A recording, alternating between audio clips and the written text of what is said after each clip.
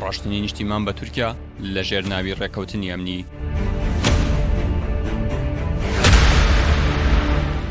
لەسەر وەختی داگیرکاری و هێرشە بەردەوامەکانی دەوڵەتی داگیرکاری تورک لەناو قوڵای خاکی باشووری کوردستان، جارێکی تر وەزیرەکەی پەدەکە لە عێراق لە ژێرناوی ڕێکەوتنی ئەمنی و پاراستنی ئاسایشدا شاندڕا پێچی سەر سفرەی جەلادەکانی گەلی کورد دەکات لە ئەنقەرە.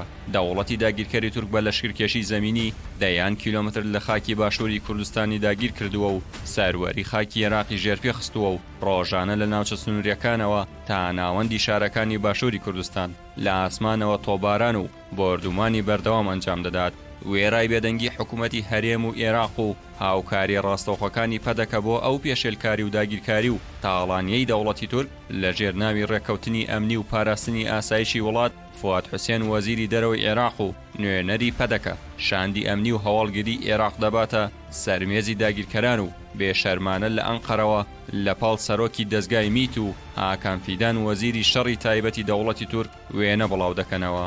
لە ساڵانی ڕابردوودا لە بێدەنگی و چاوپۆشیکردن زیاتر لە تاوان و داگیرکاریەکانی دەوڵەتی تورک هاوشان لەگەڵ پەدەکە عێراقیان خستۆتە ژێرباری هاوکاریکردنی ئەمنی و هەواڵگری بۆ جێبەجێکردنی داگیرکاریەکانی.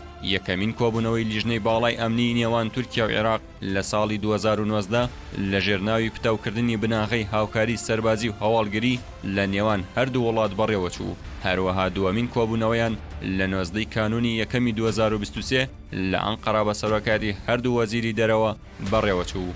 سێیەمین کۆبوونەوەی لیژنەی باڵای بەناو ئەمنی نێوان تورکیا و عێراق لە 14 ئاداری ئەم ساڵ لە بەغدا بەڕێوە چوو. چوارەمین کۆبوونەوەش ئێوارەی چوارشەمە 15 ئابی 2024 لە ئەنقەرە بەڕێوە چوو. شاندەکەی عێراق بە سەرۆکاتی فواد حوسێن وەزیری دەرەوە و نوێنەری پەدەکە پێکهاتبوو لە ڕێبەر ئەحمەد ئەندامی پێشووی پاراستنی پەدەکە و وەزیری ناوخۆی حکوومەتی هەرێم و فالح فەیاز سەرۆکی دەستەی حەشدی شعبی. بەوتەی خۆیان کرۆکی کۆبوونەوەکە پرسی ئەمنی و پاراستنی ئاسایش بوو لە کاتێکدا جەندرمە و تانکی سوپای داگیرکەری تورک لە ناو قوڵای خاکی باشووری کوردستان تەراتێن دەکەن و درۆنی تورکی ئاسمانی عێراق و هەرێمی تەنیوە سەروەری عێراقیان پێشێل کردووە و دەیان کیلۆمەتر خاکیان داگیر کردووە. بە پێچەوانەوە هەمیشە لە دوای ئەم جۆرە کۆبوونەوانەوە دەوڵەتی داگیرکەری تورک داگیرکاریەکانی چڕتر کردوێتەوە، وەک چۆن ئەردۆغان لە 22 نیسانی 2024 هاتە عێراق و کۆمەڵێک ڕێکەوتنی لەگەڵ سوودانی واژۆ کرد. دوای 2 مانگ لەو سەردانەی ئەردۆغان دەوڵەتی داگیرکەری تورک هەزاران سەرباز و دەیان کاروانی سەربازی بە تانک و زریێپۆش و چەکی قورسەوە ڕەوانەی باشووری کوردستان و عێراق کرد بە مەبەستی فراوانکردنی داگیرکاریەکانیان. لەلایەکی ترەوە دەوڵەتی تورک سەروەری خاکی عێراقی پێشێل کردووە و 40 کیلۆمەتر هاتوۆتە ناو خاکی هەرێم و عێراقەوە. دەیان بنکە و بارەگای نوێی دامەزراندووە و نیازی چۆڵکردنیشی نییە.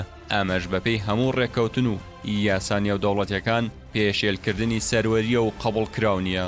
بەڵام تا ئێستا هەردوو حکوومەتی هەرێم و عێراق هیچ هەڵوێستێکیان نەبووە و بێدەنگیان هەڵبژاردووە.